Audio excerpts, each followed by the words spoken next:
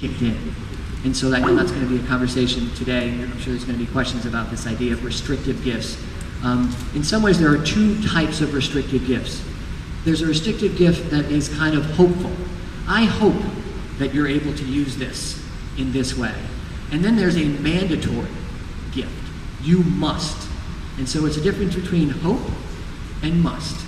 And the hope is giving the discretion to the receiver. And the mandatory is taking some of those powers away from the receiver of the gift. And it really is a language question at that point in time. What did the language say? What conditions were present at the time of the gift that would then restrict a change in the use? So that's going to be a question for any organization.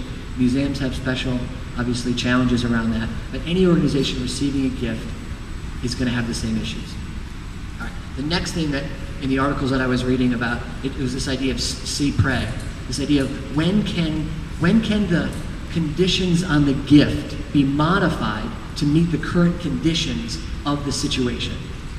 And that's the doctrine that they considered. So the courts can come in and do the best job they can to effectuate the best intent of the gift. Sometimes you get it wrong. Sometimes it's illegal. Sometimes there aren't enough funds to execute something. So there's reasons why the courts may come in to try to do the best they can to fulfill the true intent of a gift. And it does happen with museums. It happened with a museum up in Lowell, where there was a gift that the art was going to be, if the city ever built a museum, then this work would be given to the town, given to the city. And in the end, it was held at the MFA, and the MFA said, "Hey, until you build it, we get to keep it." And there was a fight over what was the best intent.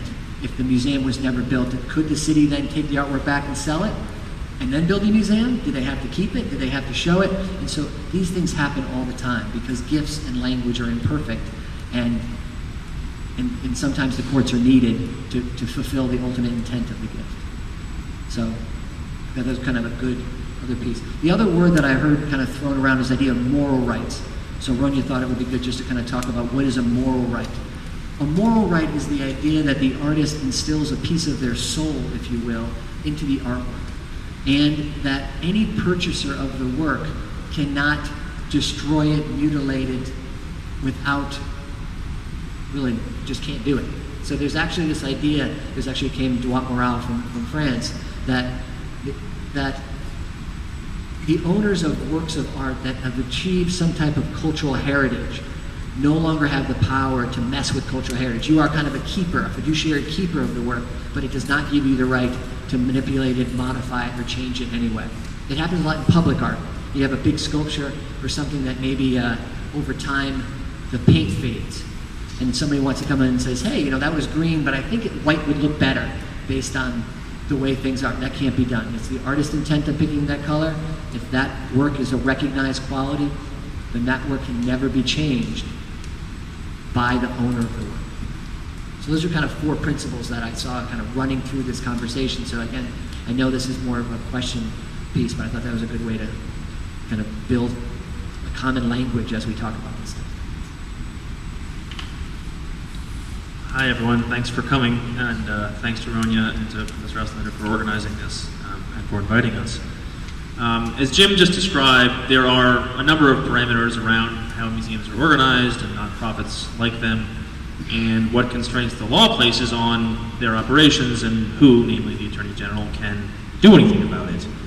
The ethical boundaries I want to sketch out present legal-like questions of interpretation, but the enforcement and consequences are really social rather than legal in many ways. And I hope that by the time I'm done, you have a better perspective on kind of the industry pressures and guidelines.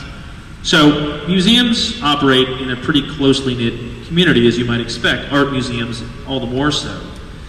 The American Association of Museums and the Association of Art Museum Directors both have considerable influence on their member institutions through various policies ranging from concerns about art stolen during World War II, which got a lot of attention 10 to 12 years ago, to the deaccessioning questions that we are discussing today. So first, just as a matter of terminology,